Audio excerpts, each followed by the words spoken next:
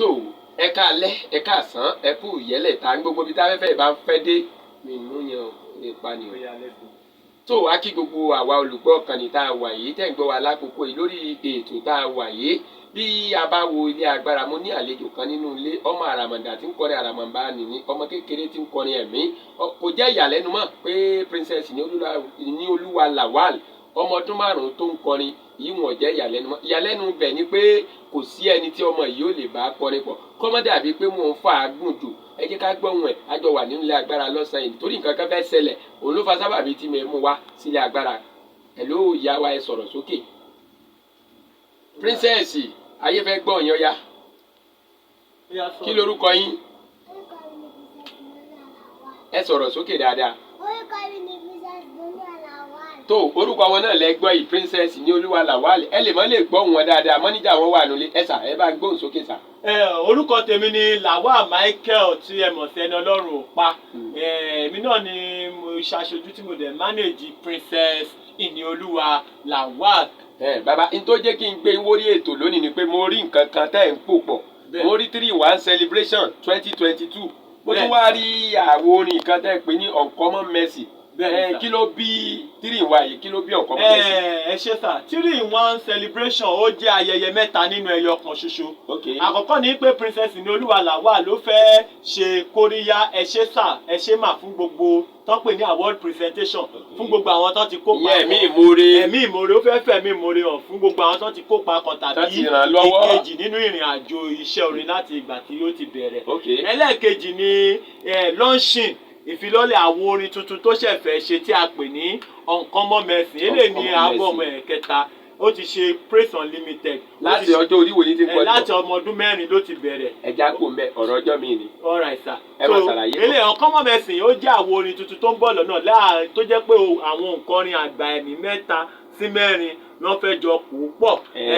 èyí náà mú yàlẹ́nu dání ẹni tó bá dọjọ́ tí a fẹ́ ṣe lọ́ńchì ṣe àjọ̀dún yìí ní March 6 2022 àbí ẹ sọ pé àwọn òǹkọrin àgbà tó ti mìlú tìtìtì 7 ni wọ́n jọ kọrin pọ̀ 7 náà jọ máa kọrin ẹsẹ̀ àdìbẹ́ta bíi 4 ni wọ́n tó jọ ṣe àwọn ìpapò kí ló fa eléyìí.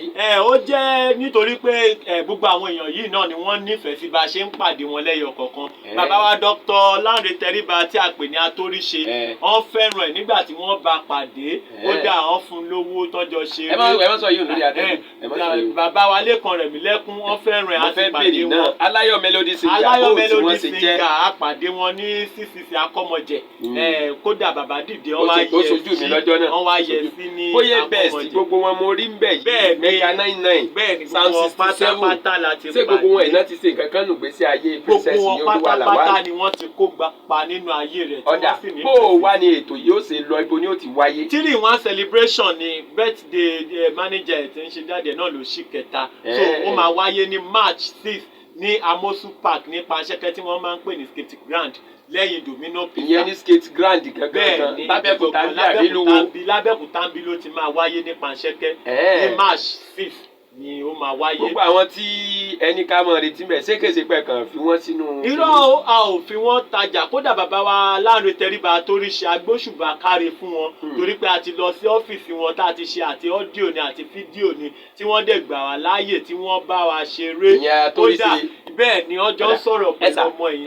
àwọn tẹ́ ẹ kójọ yìí gbogbo ẹ̀ ń ṣe rẹ́kọ̀dù ẹ̀ ń ṣe báyìí ẹ ti rí owó tẹ́ ẹ fẹ́ fi ṣe ni àbí ẹ̀yin náà lẹ́ ń kópa bẹ́ẹ̀ nílò àánú lórí ẹ̀ mọ́ ẹ̀ nílò àánú gẹ́gẹ́ bá ṣe pè ní uncommon mercy àánú tí ó wọ́pọ̀ la rí nínú ayé. èmi wò pé bẹ́ẹ̀ ti rí ìgbà ni. a sì nílò àánú a sì ń wá ìrànlọ́wọ́ gbogbo àwọn bàbá wa gbogbo àwọn màmá wa a sì ń wá ìrànlọ́wọ́ torí ìrìn àjò yẹn ó jì ṣùgbọ́n Ọlọ́run ọ̀dà bàbá wa káwá sọ páwọn èèyàn fẹ́ dìde ìrànlọ́wọ́ fún ètò yìí kó lè kẹsẹ̀ járí nọ́mbà wo wọ́n lè pèsè àti pé bóun ó ṣe rí princess ní olúwa Lawal fún rẹ̀.